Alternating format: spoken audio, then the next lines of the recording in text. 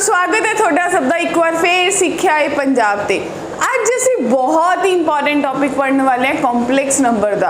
और देखो तुसी सुनया होएगा या नहीं, देख पर ध्यान नाल सुनो। आज असी की पढ़न वाले हैं, असी पढ़न वाले हैं इस सेशन दे विच ट्रायंगल इनइक्वालिटी।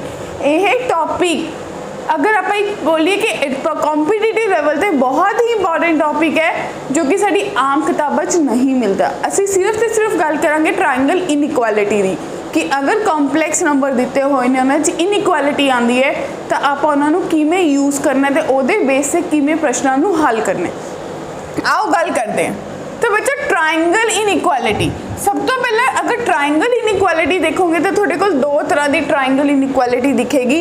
ध्यान नाल इस चीज़ नूं पहला फोकस करो कि किस किस तरह दे। सब तो पहला अगर थोड़े को Z1 + Z2 का मोड है तो किस तो बड़ा होएगा Z1 का मोड माइनस Z2 का मोड, सारे का मोड की तो छोटा होएगा Z1 मोड + Z2 मोड। उसी तरीके नाल चाहे Z1 की जगह Z1 - Z2 कर लो, छोटा मिनिमम ते मैक्सिमम वैल्यू दी सेम रहेगी। सब तो पहला याद करने का तरीका कि मेरे को दो ट्रायंगल इनइक्वालिटीज़ ने Z1 + Z2 का मोड ले लिए, चाहे Z1 - Z2 का मोड ले लिए, उन्हों की मिनिमम ते मैक्सिमम वैल्यू सेम लाई करेगी। ठीक है जी।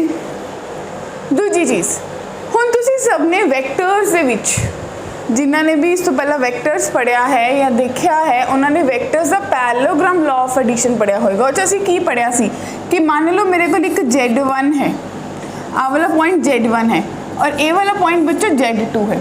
तुसीं Z1 दे पैरेलल एक लाइन ड्रॉ की, वो भी की बन गई Z1। Z2 दे पैरेलल ड्रॉ की, वह भी मॉडुलस Z2 हो गया, मैग्नीट्यूड बन गए बच्चों। पैरेललोग्राम लॉ क्या कहते कि ये अगर तुसी दोनों के सेंटर कोई लाइन ड्रॉ की जिन्ना तुसी कहते हो कि ट्रायंगल लॉ ऑफ एडिशन बनता है, ये वैक्टर्स इधर गया ओपोजिट डायरेक्शन से जाके मीट हो गया, तो ये वाला जो पॉइंट है Z1 + Z2 नूं रिप्रजेंट करता है, तो यदा मॉडुलस Z1 + Z2 मॉडुलस के बराबर होंगे। क्लीयर है जी। ये साढ़े को आंदा पैरेललोग्राम लॉ ऑफ एडिशन। की होंगे जी, दो वैक्टर दिते हुए ने, दो पॉइंट दिते हुए, एक Z2 एक Z1। ठीक है जी। तुसी Z2 दे भी पैरेलल एक लाइन ड्रॉ की, Z1 दे भी पैरेलल की, डायरेक्शन भी नाल ही रखी, उन्होंने यूज़ करके तुसी एक पैरेललोग्राम बनाया। तो जो डायगनल है वो की रिप्रजेंट करता है Z1 + Z2। तो सब तो पहली इनइक्वालिटी बारे गल करते बच्चों। सब तो पहली इनइक्वालिटी क्या कहती है कि अगर थोड़े को सेम आ पॉइंट है Z2 और ये पॉइंट है Z1, ਇਹਦਾ मॉडुलस Z2 मॉडुलस है और इसका मॉडुलस Z1 मॉडुलस है। तो ये वाला पॉइंट जो है तुसी आप देखोगे कि किस चीज़ ਨੂੰ रिप्रजेंट करेगा Z1 + Z2 का पॉइंट। ये हो गया Z1 + Z2 का मॉडुलस। तो थोड़ी इनइक्वालिटी क्या कहती है कि Z1 + Z2, क्योंकि Z1 का मॉडुलस है Z1 मॉडुलस + Z2 मॉडुलस, और सारे का मॉडुलस टोटल दोनों का। तो थोड़े को पहली inequality Z1 - Z2 <= Z1 + Z2 का modulus Z1 modulus + Z2 modulus. Clear है जी। दूजी इनइक्वालिटी कि हुण थोड़े को अगर Z1 - Z2, बच्चे देखो आ Z1 पॉइंट है, आ Z2 पॉइंट है और ये Z1 पॉइंट है। हुण तुसी गल कीती कि ये पैरेलल, तो तुसी तो ओपोजिट डायगनल ऐड कर दो, तो ये वाला जो पॉइंट होएगा Z1 - Z2 मॉडुलस नू रिप्रजेंट करेगा। क्लियर है। हुण अगर तुसी कहते हो कि लेस देन वाली तो थोड़े को पैरेललोग्राम लॉ दस रहा है, बट इक्वालिटी कदों होल्ड करेगी? इक्वालिटी कदों होल्ड करेगी दोनों केस में? जदों बच्चों थोड़े Z1 Z2 ते ओरिजिन तीनों पॉइंट्स क्या होंगे कोलिनियर। जीरो माय डियर स्टूडेंट्स, तीनों पॉइंट्स कोलिनियर होंगे तो थोड़ी इनइक्वालिटी इक्वालिटी होल्ड करेगी। ठीक है जी। इट मीन्स अगर इस केस में तुसी कहोगे कि मेरे ये जोड़े इक्वल हैं, यानी कि तुसी कह दो कि Z1 मॉडुलस + Z2 मॉडुलस जो है वो बराबर है Z1 - Z2 दे, तो इसका मतलब क्या होएगा Z1 Z2 are collinear. Clear है। ठीक है जी। अगर इनइक्वालिटी हट के सिर्फ इक्वालिटी आ जाती है, मतलब थोड़े पॉइंट्स क्या ने कोलिनियर नहीं। कोलिनियर मीन्स जो एक लाइन पर लाई करते हैं। हुणे क्वेश्चन दिता हुआ है, क्वेश्चन ने कहा कि दो कॉम्प्लैक्स नंबर्स है ਤੁਹਾਨੂੰ देता कि Z1 प्लस Z2 ਦਾ मॉडुलस जो है ਉਹ Z1 mode plus Z2 mode ਦੇ ਵਿੱਚ ਤਾਂ ਘੰਟੀ ਵੱਜਣੀ ਚਾਹੀਦੀ ਹੈ ਦਿਮਾਗ ਦੇ ਵਿੱਚ ਕਿ ਇਕੁਐਲਿਟੀ ਆ ਗਈ। इक्वालिटी आना मतलब क्या है, सिंपली मेरे पॉइंट्स क्लीनियर ने। अगर मेरे पॉइंट्स बच्चों क्लीनियर होंगे ने इहदा मतलब उन्हां च आर्गूमेंट उन्हां दा एंगल किहदे बराबर होएगा 0। ठीक है जी। नेक्स्ट देखते हैं Z1 दिता होया 3 माइनस 4 आयोटा, यानी कि Z1 का मॉडुलस कितना आ जाएगा √9 प्लस 16 यानी कि √25 तो थोड़े को बन गया 5। Z2 का मॉडुलस बच्चे थोनू दिता होया 7। Find the maximum and minimum value of Z1 plus Z2। सोच के देखो Z1 plus Z2 triangle inequality लगाओ, किस तो वड्डी सी Z1 modulus plus Z2 modulus, सारे दा मॉडुलस चेक करो माय डियर स्टूडेंट्स, प्लस सी या माइनस सी, माइनस सी। मिनिमम ते मैक्सिमम वैल्यू दोनों केस दे विच सेम रहती है, तो इत्थे क्या आएगा बच्चों माइनस। ठीक है जी, माइनस। एक किस तो छोटा होएगा Z1 modulus plus Z2 modulus. हुण तुसी क्या करना, Z1 मॉडुलस कितना है थोड़े कोल 5, Z2 7 less than equals to Z1 plus Z2 का मॉडुलस। किस तो बड़ा है Z1 का मॉडुलस बच्चे 5 प्लस 7, तो तुसी कह सकते हो थोड़े को बनया 5 माइनस 7 यानी कि -2 का मोड, और थोड़े को बनया 12 यानी कि मिनिमम वैल्यू बच्चे मेरे को आ गई 2 तो मैक्सिमम वैल्यू इस क्वेश्चन दी 12।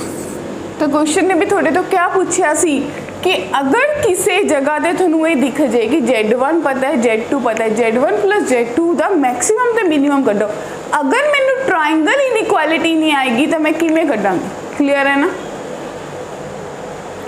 नेक्स्ट इसी कंसैप्ट में यूज़ करते हुए हुण फिर थोनू क्या है कि Z1 दिता 3 प्लस 4 आयोटा, तो तुसी अपना मॉडुलस का कंसैप्ट लगा के कह सकते हो कि √9 प्लस 16 यानी कि 5 के बराबर आएगा। Z2 मैनू दिता होया 7।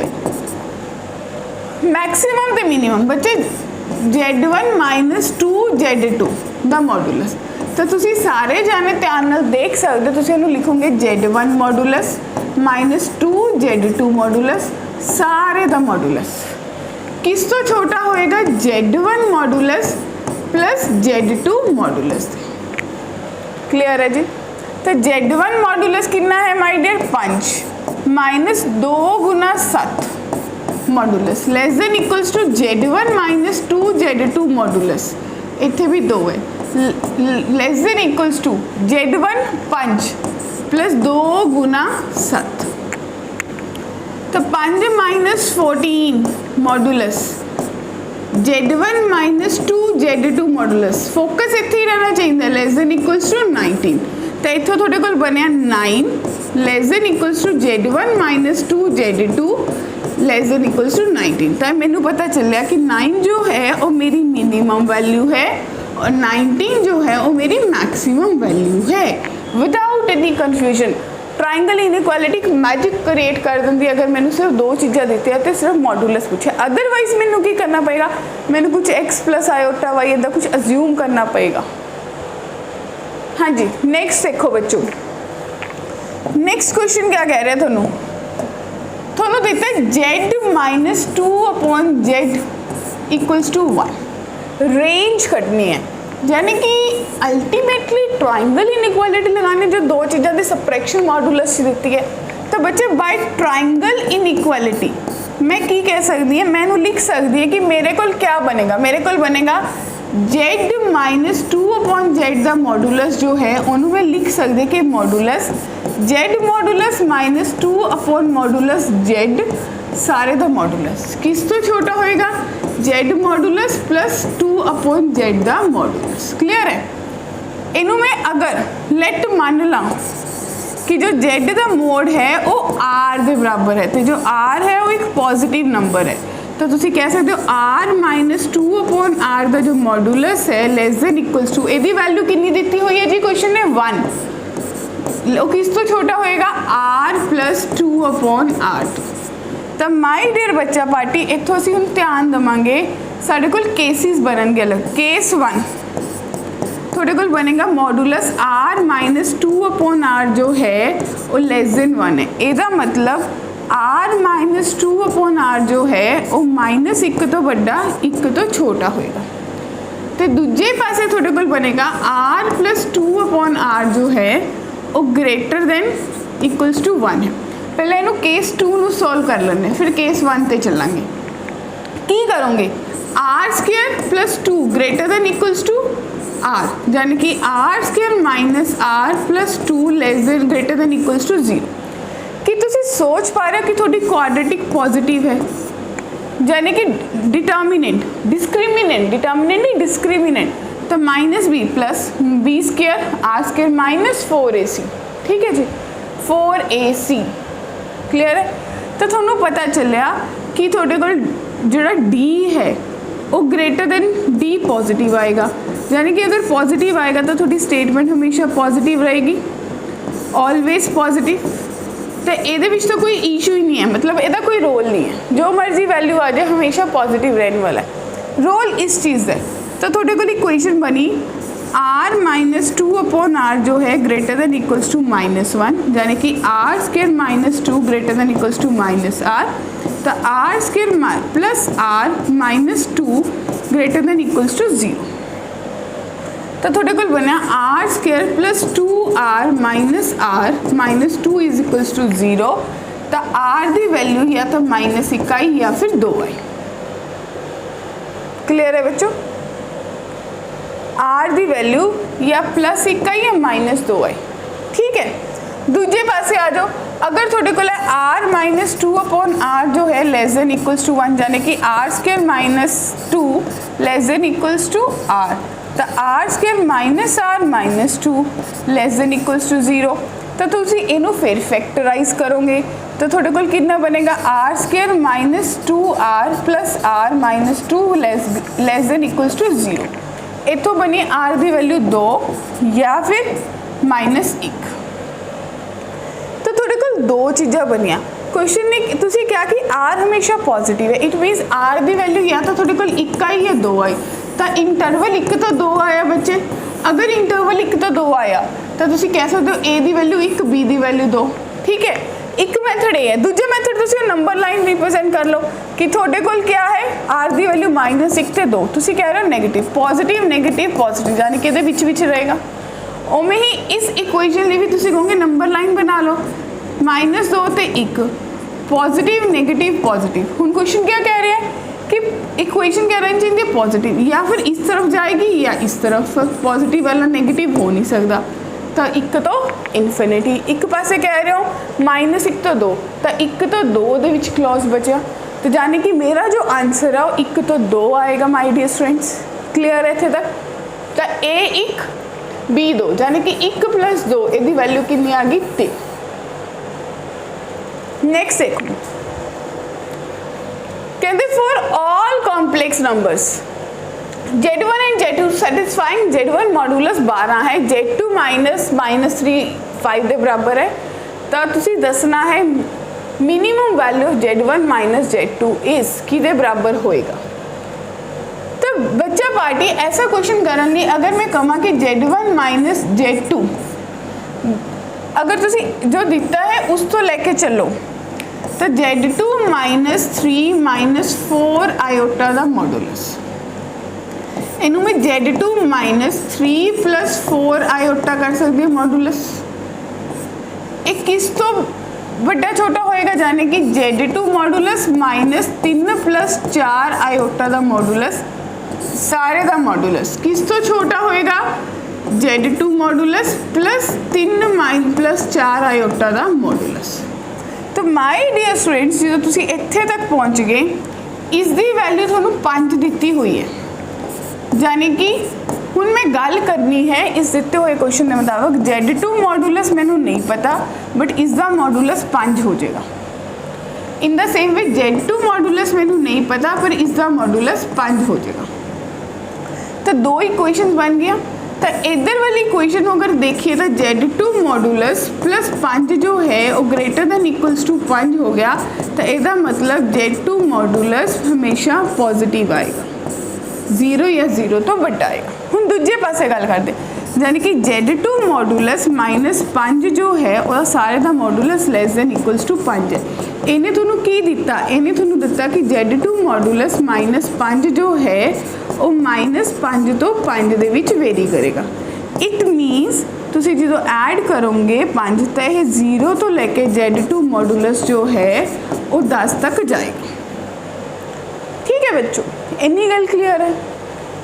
तो जो इन्नी गल क्लीयर है अगे तुसी की सोच सकते हो। हुण तुसी अगली चीज़ सोचनी है कि क्वेश्चन ने मैनू की दिता होया, क्वेश्चन मैनू की कहना चाह रहा है। एज पर द क्वेश्चन थोनू ये पता लग गया कि Z2 की वैल्यू 0 तो 10 दे विच है। इत्थे थोनू क्वेश्चन कह रहा है कि Z2 की वैल्यू 0 तो वड्डी है। तो इनू अगर तुसी फर्दर यूटिलाइज करोगे तो की तुसी ये चीज़ लिख सकते हो कि Z1 माइनस Z2 मॉडुलस, जो कि क्वेश्चन ने थोनू कड्डन लिखा है Z1 माइनस Z2 मॉडुलस। कि मैं अगर इनइक्वालिटी सोचोगे तो तुसी कह सकते हो कि ਇਹਦਾ जो मॉडुलस है वो Z1 modulus minus Z2 modulus सारे का किस तो छोटा होंगे Z1 modulus plus Z2 modulus. की इन्नी गल क्लीयर है। तो इस रिजल्ट को यूज़ करते हुए मैं लिख सकती कि Z1 माइनस Z2 का जो मॉडुलस है वो किस तो छोटा है Z1 modulus plus Z2 modulus. ठीक है जी, क्या ये चीज़ सबनों क्लीयर है। हुण तुसीं ये देखो कि Z2 मॉडुलस की तुहानूं पता है क्योंकि क्वेश्चन तुहानूं पूछ रहे मिनीमम वैल्यू, तो तुहानूं मिनीमम वैल्यू पता चल जाएगी कि घट्टो घट्ट वैल्यू कित्थे तक जा सकती है, 10 तक। दूजे पासे Z1 मॉडुलस 12 दिता है, यानी कि तुसीं कह सकते हो कि Z1 का मॉडुलस 12 है। ठीक है जी, Z2 की वैल्यू कित्थे तक जा सकती है बच्चे, हुणी तुसीं देखिया जो तुसीं कड्डी सी वैल्यू। हाँ जी, Z1 माइनस Z2 सारे का मॉडुलस आप लै रहे रिजल्ट यूज़ कर लिए क्योंकि मैं मिनीमम वैल्यू कड्डनी है दिते हुए एक्सप्रैशन की। ठीक है जी, तो यदी वैल्यू थोड़े को आ गई 10, तो 12 माइनस 10 2 का मॉडुलस। तो इस क्वेश्चन का आंसर थोड़े को 2 आएगा, यानी कि जो दिता हुआ एक्सप्रैशन सी कि Z1 माइनस Z2 का जो मॉडुलस है वो मिनीमम वैल्यू बच्चा 2 आएगी। एक बार दोबारा तो देखो, नॉर्मली जो क्वेश्चन दिता सी उत्थों तुसीं क्वेश्चन पिक किया, तुसीं Z2 की वैल्यू कढ़ ली कि Z2 कित्थों तो कित्थे तक लाई करता है। मैनू पता चलिया कि Z2 की वैल्यू 0 तो लेके 10 तक हो सकती है, यानी कि Z2 की वैल्यू मैक्सिमम 10 तक हो सकती है। क्लीयर है, मिनीमम 0 हो सकती है। जो मैंने पता लग गया Z2 मॉडुलस की वैल्यू मैक्सिमम 10 हो सकती है तो मैं मिनीमम करनी है, तो मैं Z2 की वैल्यू मैक्सिमम पुट करूँगी Z1 की जो दी है तो मेरे को मिनीमम वैल्यू आएगी। तो मैंने पता लग गया Z1 माइनस Z2 का मॉडुलस यानी कि 12 माइनस 10 2 का मॉडुलस 2, तो 2 जो है वो मेरे दिते हुए एक्सप्रैशन की मिनीमम वैल्यू है माय डियर स्टूडेंट्स। क्लीयर है ना। तो ये जो असी अज गल की गल करती ट्राइंगल इनइक्वालिटी की। तो अगले लैक्चर बहुत इंपॉर्टेंट होएगा, वो असी गल करांगे जनरल एप्लीकेशंस ऑफ मॉडुलस, यानी कि मॉडुलस का यूज़ करके तुसी केड़ी जगह पे यूज़ कर सकते हो तो किमें क्वेश्चंस नू ईजीली हल कर सकते हैं। ठीक है जी, तो इन्ना बारे गल करांगे। जिन्होंने हाले तक सबसक्राइब नहीं किया है फटाफट सबसक्राइब कर दो, लाइक कर दो, शेयर कर दो, क्योंकि जो कंटेंट तुहानू सिक्ख्या है पंजाब ते प्रोवाइड हो रहा है आई कैन गारंटी तुहानू नहीं प्रोवाइड होएगा थोड़ी अपनी भाषा पंजाबी विच। थैंक यू एवरीवन, फिर मिलांगे अगली वीडियो दे विच।